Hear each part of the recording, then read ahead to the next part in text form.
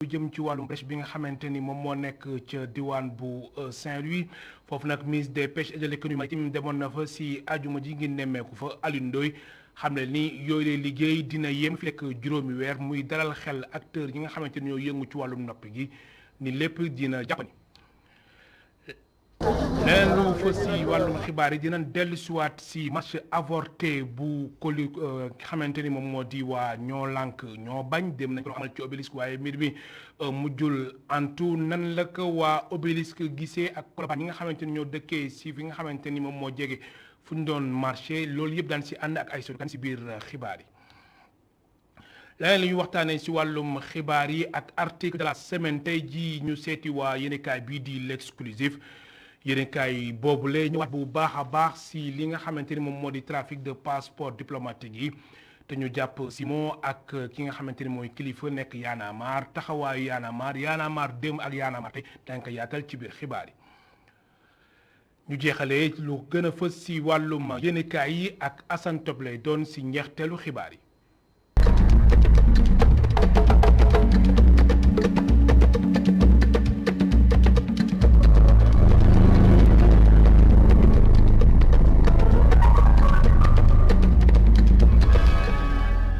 téléspectateur yu ITV di leen dalal jàmm ci seen xibaaru njolloor si nga xamante ni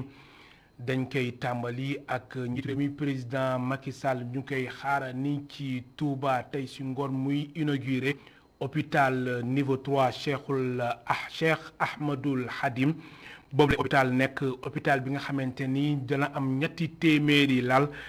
te njëg li jàpp nañ ko si fanweeri milliards ak juróom benn naka noonu ministre de la santé et de l'action sociale Abdoulaye Diouf Sarr fan yi rek demoon Touba muy xamle ni ren ci si màggal Touba lu ëpp ñetti junni ak juróomi téeméeri agent yu yëngu ci wàllum wér-gu-yaram daan leen yóbbu ci Touba lépp tamit ngir fexe tamit ba jàppale fidèles yi ci wàllum wér-gu-yaram ak contexte bi ñu nekk nii muy contexte coronavirus Covid-19 daan si ñëwaat bu baax a baax boobule inauguration nga xamante ni moo di hôpital niveau 3 bu Cheikh Ahmadoul Khadim Rasoul ca Touba ak Gora Ndaglo ci xibaar yi nga xamante ni moom lañuy xaarani ci ngoon ci incha allah ñu dem ca Saint-Louis fekk fa Alioune Ndoye ministre des pêches et de l'économie maritime ndax démb mu ngi fa woon ministre bi amee wàllum napp gi doon xayma bu baax a baax tolluwaayu brèche bi muy nag fileek juróomi weer boobule brèche dina yemani te tamit travaux yi lépp dina pare ministre de l'économie ministre des pêches et de l'économie maritime Alioune Ndoye di dalal xel ñi nga xamante ni ñoo yëngu ci wàllum napp gi Momar Alice Niang ak Mokhtar Seck ñoo taataan ay kàddoom ñu teewlu ko. liggéey bi tàmbali na depuis le 15 août. donc ci ay d'abord li ñuy wax ay sondage bathymétrique kon avant travaux loolu ñoom tàmbali nañ ko depuis waaye dragage bi ci boppam tàmbali na depuis le 9 bi passé donc dama ñëwoon seet liggéey boobu concrètement kayit bi baax na waaye dem xool ko ci terrain bi te bi ma demee gis naa drag bi nga xam ne jàpp nañ ni moo gën a adapté ci li ñu def parce que drag boobu di ngeen gis ne dana yegg si ba fii te pour drag bu day noonu mën a yegg si ba fii il faut mu noog drag bu particulière maanaam tirant d'eau bu faible la yor comme presque suñu gaal yi mën na moo ko permettre muy dugg fu ne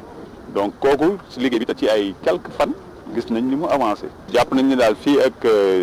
janvier nga xam ne loolu mooy contractuel liggéey bi dana yemb maanaam dragage bi balisage bi donc muy guddi bëccëg nit ñi di mën a xam bu baax fi ñuy jaar de façon claire et nette 8 milliards et quelque la coût bi parce que bii yoon pour wàññi lépp li nga xam ne dafa aléatoire dragage toujours day am li ñuy wax benn tolérance xam nga boo les affaires yi du linéaire yenn saa yi nga boo nee par exemple fii 3 mètres et demi lañ bëgg mais yenn saa yi mu dem 4 mètres du dëgg loolu nag kii dragué di def liggéey bi généralement ci contrat par exemple bii nga xam ne dama ko dakkal 7 milliards et quelque waaye lu ñu dragué woon en plus dañ koy fay ba ci zone bi nga xam ne tànn nañ ko muy zone de clapage bi te ñuy yóbbu kii bi parce que lu dynamique la li ñuy def nii c'est pas définitif parce que géej liggéey du nord vers le sud dex gi di ñëw donc loolu dafa am ay phénomènes muy créé donc du définitif aar nit ñi moo tax ñu nangu def ci xaalis boobu. mu nekkoon Alioune Ndoye ministre bi amee wàllum napp gi ak économie maritime demoon Saint-Louis doon nemmeeku baax lépp lu jëm ci wàllum brèche bi mu ni njëg lii di toll na si juróom-ñetti milliards ak lu teg. ñu àddu ci wàllum manifestation avorté bi nga xamante ni collectif ñoo lànk ñoo bañ ñoo ko amoon yéene amal ko dem ci place de la nation ex obélisque jëm ci wàllum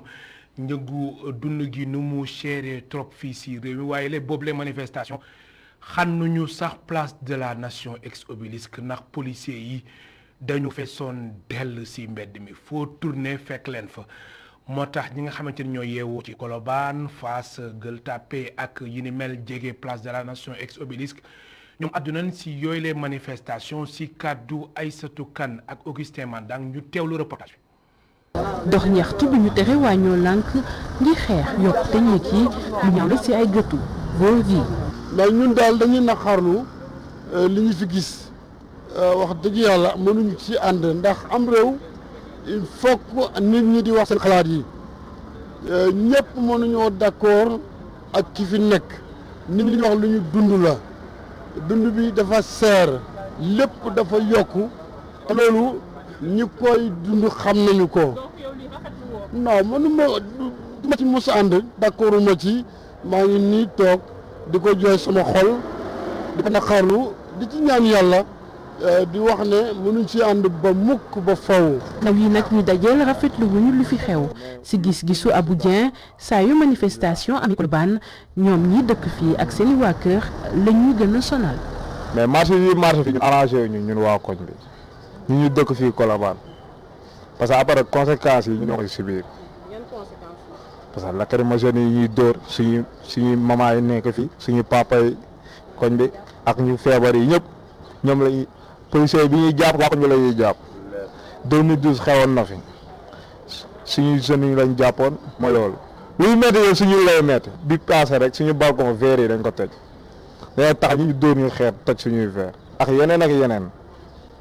ñu nag gars yi ñu dem marché bii passé sax mooy bu amoon bii passé ñu nag gars yi ak waa koñ bi am nañ affrontement. xamul lu xew ba ñu bloqué yoon wi taximaan bi le daa mer ba futtu yokkum njëg yi jàpp na ni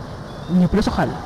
dund bu seer bi ñuy jooy jar naa jooy ndax bu seetoon ne moom maanaam da doon xëy di lijjanti ji dina ànd ak ñi ci lii ginnaaw na xëy lijjanti ji na góorgóorlu dimbali ñi ngir jëmi Sëriñ Tuubaa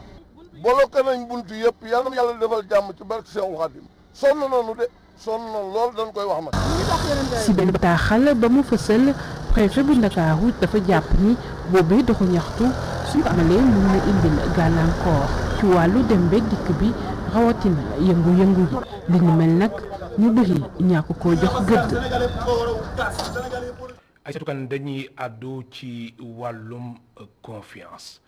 jamono ji li ñu nemmeeku am na si ñi nga xamante ni dañuy enregistrer nit te di ko yëg wala ñu koy filmer te nit ki du xam sax ñu ngi koy filmer après nga xawi sutura mu nekk li nga xamante ni dañ ko fi nemmeeku si dëkk bi mu bëri trop si géewu politique bi ak si yeneen géew gis nañ ko si ay cas yu bëri moo tax sénégalais yi àddunañ si di ñaawlu bu baax a baax doxalin bi nga xamante ni am na jamono ji Aminata Diouf moo si def reportage ak Souleymane Diallo ñu teewlu ko. wor mënu jóge fu nekk moo xam ci sa njaboot nga jege ba ci say xarit ba tax kenn wóolootul kenn nit ñi bëgganteetu ku nekk bëgg a yàq sa morom ngir raw ko di gis-gisu ndaw si. Sénégalais yi si boppam ñoo bëgganteetul te duñu jàppalante seen biir parce que man dama tege ni nit boo nekkee ak moom mu teg confiance mu am ak yow confiance boo xamante ne wóolu na la ba lay wax secret am nga war yenn bu la waxee secret am nga war ko mën a denc. waaw mais sénégalais yi Sénégal moo am benn devise léegi bu bees mooy kenn du dem doo dem du ma dem kenn du dem parce que lu waral loolu maanaam seen biir dañoo soxorante seen biir loolu moo tax Sénégal ci boppam mënul avancer mënul dem fenn. ci mbedd mi ñu fekk Khadim Diop ak i xaritam di xaar oto Khadim di ñu xamal ni ñu meetul dénk ay mbiri boppam ay xaritam. actuellement donc kenn koo wóolu quoi Sénégal moo tax doo xam kii ngay jox confiance ou kii ngay jox confiance. ndax tey jii damay tëjoo yow si rukk wax la sama secret suba nga ñëw nga divulguer sama secret donc naaj suul quoi franchement. non lépp a yem comme gars yi ni ñu koy faral di waxee rek xarit amatul parce que tey jii olof day faral di wax sa loxo ndeyjoor bi sa bëgg a wóolu donc noonu la fa demee amatoo kenn koo jox confiance ou qui que ce soit moom daal doy na war quoi franchement. wutum alal ak ñàkk a dëggu lal li ni mel. ki nga gën a wóolu tey jii moom moo lay trahir et je pense que ni dafa nekk loo xamante ne war na nit ñi war nañ xoolaat seen attitude seen comportement ak seen defin jamono ji moo changé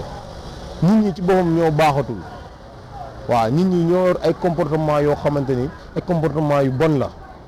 waaw bu njëkk ba da nga naan nekk nit nekk ak sa xarit li nga wax ak moom sa doo ko wax ak sa jabar sax wala ki nga xamante ni tey jii nii moo la sukk jur mais tey jii nii yow da ngay nekk ak nit sax mais da nga koy ragal a wax yenn wax yi waaw moo tax li may wax rek mooy jamono ji moo changé te loolu noonu fi mu jëm li ñuy wax naan fii li raam si ñag bi la jëm bu ñu ci teewul trouver solution léegi dina doy waar trop wax dëgg fa yàlla te fii nii àdduna bi dara jaru fi dara lu fi am day jeex. filmer wala enregistrer nit ki te du yëg ba noppi tas ko ci réseaux sociaux yi yàq àddunaam bi le phénomène bëgg a bëri fii ci Sénégal li la tax léegi ku nekk di moytu fu mu toll. Ami Diouf ñu lay jaajëfal bu baax a baax ñu àddu ci wàllu tolluwaayu mbas mi si réew mi tey jii rek résultat yi nga xamante ni ñoo tukkee ci ministère de la santé et de l'action sociale dem si àjjuma ji ñetti nit ñoo si ñàkk seen bakkan ba fi Covid bi duggee si réew mi ba léegi ñaari fan si weeru mars atum 2020 lu mat si 1845 nit ñoo si ñàkk seen bakkan junne ak juróom-ñetti téeméer ak ñeent fukk ak juróom. si cas positif yi nag fanweer ak ñeent ñoom ñoo am yooyu la boobu la feebar tey jii ñetti téeméer ak ñeent fukk ak ñeent am si tan lu mat ñaari junne ak juróom benn téeméer ak ñaar fukk ak benn ñu ngi si sous traitement si salle de réanimation yi nag jamono ji mën nañu wax ni juróom-ñeenti nit ñoom ñoo si nekk ay cas grave dañ si dellu si tamit si ñeneen jotaayu xibaar. ci wàllu mbas mi sax nañuy des ba tey waaye jamono ji ak rentrée scolaire bi ndax ministre de la santé et de l'action sociale dafa génne bataaxal jëm ci wàllum ñàkk yi ndongo yi nga xamante ni ñu ngi waajal rentrée scolaire bi te ñu war a ñàkku dañu war a ñàkku loolu nag nan la ko ndongo yi gisee nan la ko parents d'élèves yi gisee ñu teew ci reportage yu Pape Daouda Faye.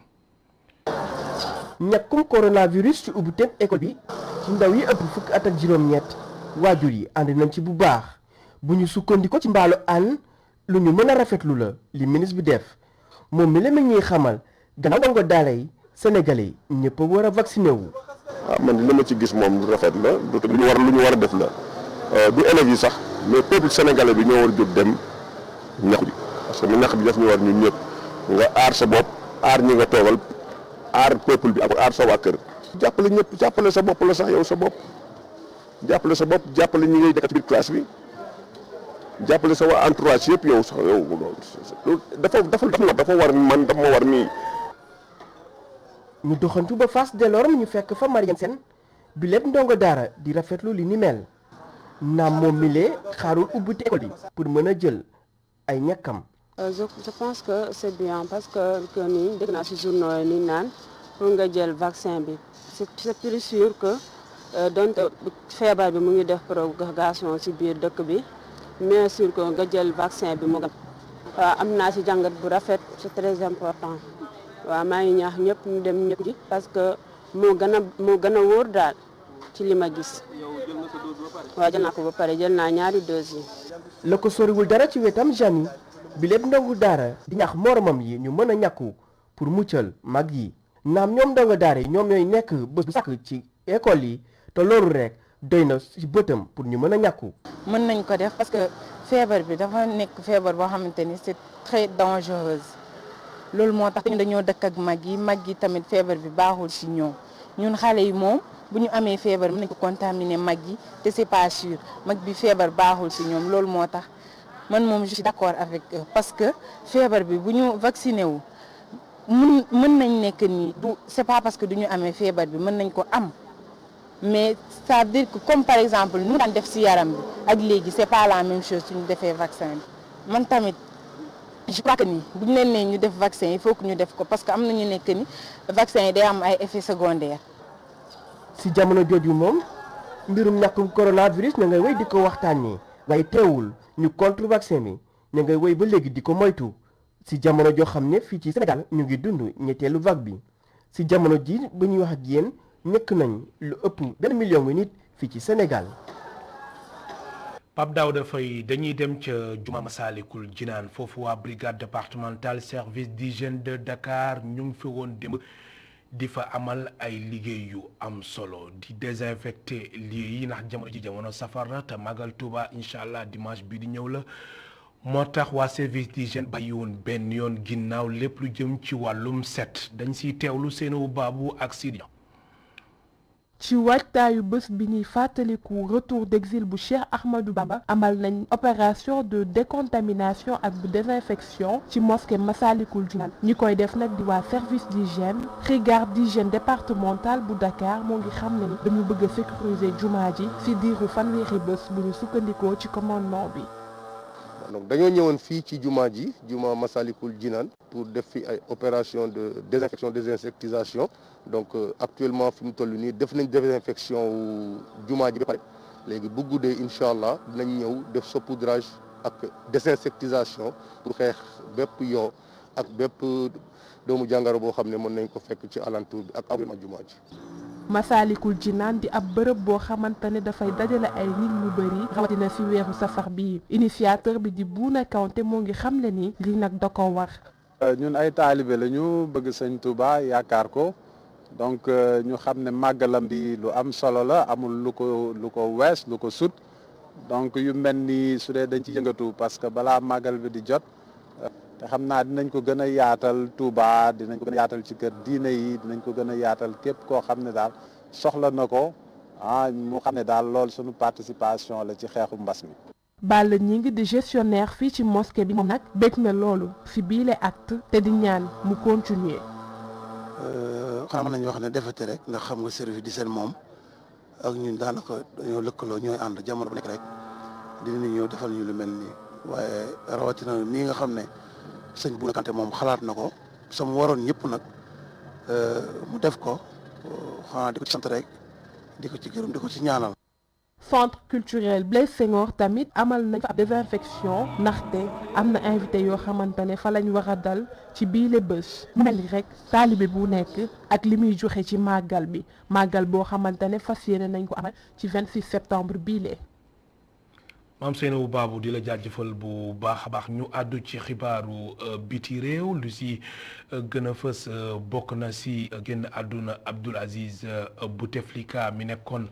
président bu Algérie mu ngi amoon juróom-ñetti fukki at ak ñeent. Abdoul Aziz Bouteflika gane si woon àdduna ñaari fan ci weeru mars atum 1937 Oujda. Abdoul Aziz Bouteflika nekkoon njiitu réewu Algérie ñaar fukki fan ak juróom-ñaar ci weeru avril atum 1999 ba ñaari fan ci weeru avril atum 2019 ginnaaw ba amee pression ak mouvement citoyen bi nga xamante ni dafa jugoon ci Algérie doon sàkku moom président Abdoul Aziz Bouteflika mu wàcc tamit foofu la ca bopp réew ma dem nag si àjjuma ji la fi bàyyeeko ma fàttali Abdoul Aziz Bouteflika nekkoon njiitu réew ci Algérie amoon na juróom-ñetti fukki at ak ñeent. ñi àddu ci wàllu tàggat yaram ak tamit lu jëm ci wàllum afro basket féminin suñu gaynde yi tamit jigéen ñi jàmbaar tamit lool nañ def. ndax tey si seen match bu njëkk ñun doon janoo ak équipe bi nga xamante ni moom moo di Guinée Sénégal am téeméer Guinée am 31 mu nekk 100 ak 31 alors équipe nationale bu Sénégal tamit mën nañ wax ni altine incha allah lay amalaat ñaareelu sorteem digganteem ak Égypte lay doon. boobu la match di ngeen kën mën a suivre si iRadio 90.3 fii si Dakar ak si région yi. ak suñu waa desk sport ak Seykou Seydi ndax match boobu la benn waxtu lay doon altine incha allah ñu àddu ci wàllu article de la semaine laataa ñu ñëw si reportage du jour jëm ci wàllu mèche yi ak Aïssatou Kane article de la semaine tey ji dañu seeti suñu naataango yeneen yu nekk ci yéenekaay bii di l'exclusif ñoom dañ def gëstu gu yaa jëm si mouvement Y'en a marre ginnaaw ba ñu tegee sous mandat de dépôt Kilifeu ak Simon jëm ci wàllum trafic de migrants faux usage de faux ak trafic de passeport diplomatique loolu la leen deuxième cabinet bu tribunal de Dakar doon toppee mbir mi nag mouvement Y'en a marre démb mouvement Y'en a marre tey ak coow yu si juddu jëm ci wàllum financement occulté lu ñu leen doon waxal ak benn ONG organisation non gouvernementale Y'en a marre ndax tamit lii du fu jóge ndërmeelu ba faw wala déet Y'en a marre lay def ba raxas deram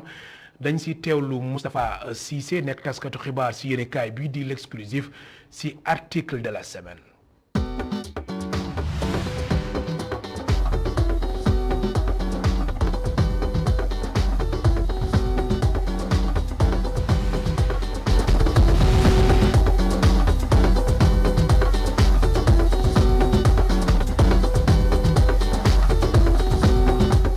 Y'en a marre ñu koy waxtaane fan yi yëpp bile mouvement contestataire juddu atum 2011 mu ngi ci suuf suñu sukkandikoo ci yéenekaay bi di l'exclusif. mouvement bi mu ngi juddu en 2011 alors 2011 la mu xewoon mooy bu ñu nemmeeku Sénégal coupure yi dafa bëri yoon trop jeunes yi ñu dem ba à un certain moment bugguñu loolu muy continuer alors ñu ne ça suffit maanaam doy na fii la ñuy jógee ñu créer seen mouvement mais aussi même après beneen année bi mooy 2012 si la Y'en a marre aussi gis ni nguur bu fi nekk daa doon naxa xandal di rocc di def lu ko ne jeunes yi ne loolu tamit il faut mu doy si la ñoom tamit mu am liggéey bu am solo boo xam ne def nañ ko si wàllum dëkk bi mooy dañuy jóg di xeexal ak nguur bi pour ñoom tamit seen avenir mu mun a antu benn dossier ñëwaat encore mooy affaire trafic passeport yi surtout ñu gis ni ñoo ñëwaat encore mooy leader yi ñoo ñëwaat encore ñoom la ñuy cité ñoom la ñuy accuser comme quoi que boo gisee qu'il faut d'abord mu am benn vidéo boo xam ne Sénégal yëpp teg nañ ci seen bët ñu gis ni dafa doom échanger passeport ak xaalis bon ñeneen ñi ñu ne du dëgg. ay at yu si gannaaw ñu leen doon tuumal que ni dañ jot ay financement yu doy waar jege si benn ONG organisation non gouvernementale Y'en a marre jamono ji nekk si ay jafe-jafe loolu la sama naataango. li ñuy dem ba beneen certain moment ñu gis ni Y'en a marre ñoom dañu leen di accuser ni dañuy am financement yu ñuy jot te ñu leen di financé mooy jamono boo xam ne jamono boobu de boobu structure amuloon kii bu rafet taxawaay bu rafet ci dëkk bi mooy li ñu gis ni mooy si dëkk bi ñun dañuy am ay valeurs yoo xam ne dañ ko incarné maanaam suñu yarin suñu doxalin méngawul leen ak tamit lu ONG bi bëggoon imposer si dëkk bi alors loolu tamit ñu gis ni loolu lu ñaaw la si ñoom mais aussi lu ñaaw la si dëkk bi alors bu ñu gisee après benn certain moment bon ñu gis ni kii Fadé Barro génn mu ne bon loolu yëpp lu ñu wax si lu jëm si Y'en a marre du dëgg bon dëkk bi dem ba à la fin ñu ne peut-être mooy nguur gi ñooy jëm a uti pexe lu ñu saxale xale yi pour ñu mun a noppi parce que quoi qu'on puisse dire jamono yooyu dañu doon sonaloon nguur gi. ëllëgu mouvement bi lan la ndax Y'en a marre ñëpp xamee nañ ko dafa doon xeex bu baax jëm ci wàllum bonne gouvernance ak démocratie Y'en a marre ñoo fi taxawal NTS di nouveau type de sénégalais waaye jamono ji mbirum trafic de visa moo topp ñaari ci seen membre. bala ñu ne image Y'en a marre yàqu na il faut d'abord ñu xam ne fu ñu jógee ak tamit fu ñu jëm parce que quoi qu'on puisse dire ñun dañuy am ay élections 2022 ak 2024. donc ñoom déjà am nañ benn rôle boo xam ne war nañ ko jouer mooy maanaam dañuy dem sensibiliser population bi ñu xale leen tamit ngir comme seen combat bi mooy xeexal nguur bu fi nekk mu jóge fii mais loolu tamit dina dem ak parce que bu ñu fàtte rek Y'en a marre def na Afrique bi lam dem nañu bu ñu cité leen internationalement kon loolu comme analyse politique yi li ñu koy waxee loolu day incarner seen image xale yi ñu amoon confiance ci ñoom à un moment donné dañu poser question est-ce que ñii ñu ma bëgg a topp ñu nekk sama modèle est-ce que cër boobu motal nañ ko donc loolu problème la alors loolu mooy maanaam problème leader yi Afrique ñu am toujours xam nga booy incarner beneen idéologie wala nga incarner beneen pensée boo xam ne pour askan bi la da nga war a am benn taxawaay bu rafet bi mooy genre affaire yi ay scandale ay corruption ay yooyu yow sa tur waroo si fee parce que yow loolu ngay xeexal donc booy xeexalee loolu ngay def loolu encore finalement kam moo lay gëm. mu nekk mouvement bu engagé at yi si ginnaaw foofu lool Y'en a marre moo tax laaj sampu si mouvement citoyen yi seen taxawaay lan la war a doon. mouvement bi doole bu mu amoon mu ma ne amu ko mais léegi doole bi dafa wàññeeku bu baax a baax lu tax parce que déjà am na ay yeneen Karim Xrum Xax mu amaat Guy Marius Sagna par exemple Guy Marius Sagna nga xam ne moom si combat yëpp bokk na si amul benn combat boo xam ne bokk si tamit amul tamit foo xam ne dañ koy lim ni maanaam daf si bokk si ay scandale bu léegi si scandale wala dafa am lu muy def loo xam ne dafa ñaaw donc ñooñu bu ñu ñëwee ak doole tamit Ousmane Sonko aussi mooy leader politique bi ñu gis ni tamit moom dafa ñëw tamit ak militant am ne militant yi wàcc leen xeex leen instant fu mu nekk nii jamono xeex la ñuy nekk du jamono toog sa bureau wala jamono sa kii donc liggéey bu activiste yi war a def ñoom déjà ñoom ñu koy def sur le terrain déjà donc Y'en a marre si beneen côté bi dañuy dem bu ñu gis ni seen doole wàññeeku na bu baax mais tamit loolu tamit day firnde ni tamit seen façon de faire dañu war a changer doxalin bi. financement occulte trafic de passeport ak li ni mel bi la affaire est-ce que du wàññi crédibilité mouvement Y'en a marre lu si kanam raw li gët ndax mbir mi mu si kanamu yoon.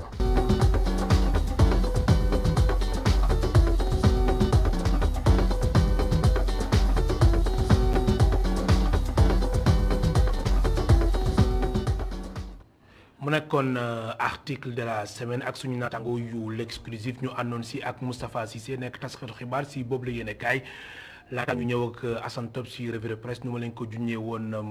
mbir mi yem na muy reportage du jour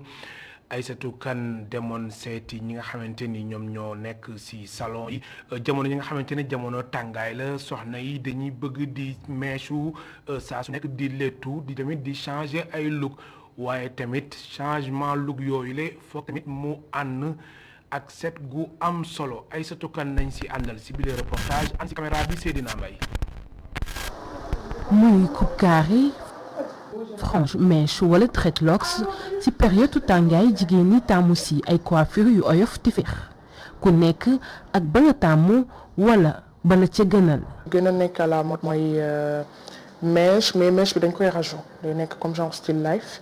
donc yooyu dañ koy def wala léttu karaw aussi. wante nag yamul ci loolu. tàngaay bi ne ni perruque bi moom kenn mënu ko supporter waaw ñu ngi def mèche yu dijj wala ñu def ay torsade yokk ko mèche def si paire wala rek ñu coupe seen bopp. c'est léger même bi ma def nii par exemple c'est une frontale longueur. si tàngoor bi nag defar sa bopp raxas ko dafa war si gis-gisu Aïcha xale yu jigéen ñi léegi seetaanuñu seen bopp dañuy génnee alal bu takku ngir toppatoo ko. ñëpp dañu bëgg seen bopp je peux dire parce que am na ñett ñoo xamante ne seen perruque bu ñu ko dindee ça veut dire que ne est-ce que ñii ay jigéen lañ. man de sama clientèle laa xam ñoom dama gis à chaque fois bu ñu ñëwee donc dañuy ñëw defar seen bopp def shampoing ñu defal leen ay tresses donc ay nattes léttu karaw donc ba pare ñu soog a sol seen perruque.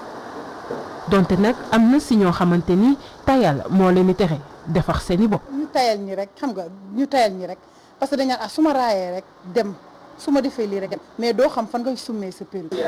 loolu yëpp war a tax soxna yi war a toppatoo seen bopp ni mu waxee. c'est conseillé balaa ngay sol sa perruque dafa am bonnet yoo xam ne moom ngay jiital déjà boo ñàkkee donc day téye ñàkk bi sa perruque du gaaw a tilim te c'est conseillé aussi perruque yi. donc man sama clientèle à chaque fois dañuy ñëw def soin. mais chez perruque yi si tàngoor bi ñu nekk tax ñu si bëri di dem salon yi ngir toppatoo seeni bopp loolu nag dina tax seeni karaw du am xeet. Aïssatou Kane di la jaajëfal bu baax a baax dañuy ñëw si lu gën a mujj si xibaaru njolloor si muy lu gën a fës yéen kaay yi ak Assane Top.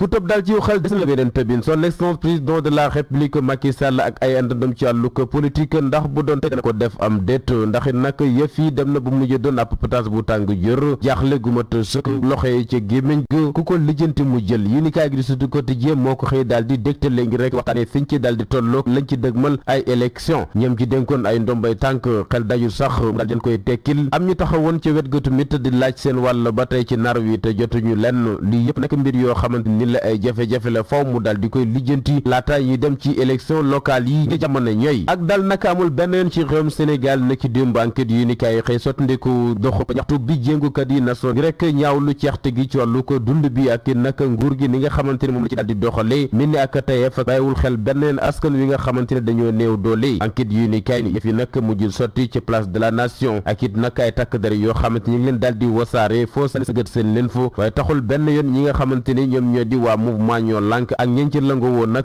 li ñu bëgg daañu ko daal def donte ne sax dañuy far seen bakkan yi ni kaay gi ne lim bu takku ci ñoom leen ci taaj leen ci barab ba tey ba sànq nag seeni avocat amuñ benn xibaar ne fan lañ nekk que lan lañ fa nekkee ñoom collectif bi nag jàppoon nañu ne lii nag lu ñu waroon a moytandiku la ndax it nag préfet bi mën na jël ay matuwaayam dal di gunge woy doxi ñaxtu yi ba yëf yi ñi mën koo amal ci seen teyuk bakkan moom son excellence président de la république Macky Sall nag tey jëlee ku ko lamb yaa ngi koy daj ci dëkk bu sell ba di Touba Mbacké critique yi ni kay ne tey la fa war a teew gàttandu magal gañu fa dëgmal mu nekk nag ngan goo xamante ni li xoy waa Touba ngir mën a am seen électorat loolee kon la daal di feesal ne nag carte murid la président Macky Sall daal di soxla critique yi ni kay ni mën na koo am ndaxam jaare ko ci ab hôpital bu bay boo xamante ni jàppandal na ko ci dëkk bu sell ba ngir wuy si ci tawat gi ci wàllu ko paj mi ak la ci doon ay jafe-jafe bañ mën ci mën di ak saafara du sax dàkk ba sax mu daal di wàññeeku yi ni kay gi ne jumtuwaay googee doon na l'hôpital ci diwaanu ko Touba Mbacké ndigal la bàyyeeku woon ci xale bu tedd ba Serigne Mountakha Bassirou Mbacké lépp daal dinay mat président Macky Sall def na la ñu ko santoon ñii mooy yoonu njub ci réewum Sénégal bëgg a dundee mbuxum ak ger nañu moytandiku kuréel gi nga xamante ni moom la ñu dénk muy xeex yooyu lay xeetu mboosa ci réewum Sénégal daal nay amalaat beneen jógin gu yees takkatuwaat ngir jaamaar la ko ñi nga xamante ni loole rek lañ bëgg a def ab dund ci réewum Sénégal critique yi ni kay ne of nakay dafa nam ñàkkam ngir faagaagal képp koo xamante ni lay yaa ngi bëgg nasaxal alalu réew mi bu gazeli ak waa gendarmerie kan moo leen di àtte yi ni kaay gi di source a ci la ñu xëy jàng ne kii di bu gazeli nag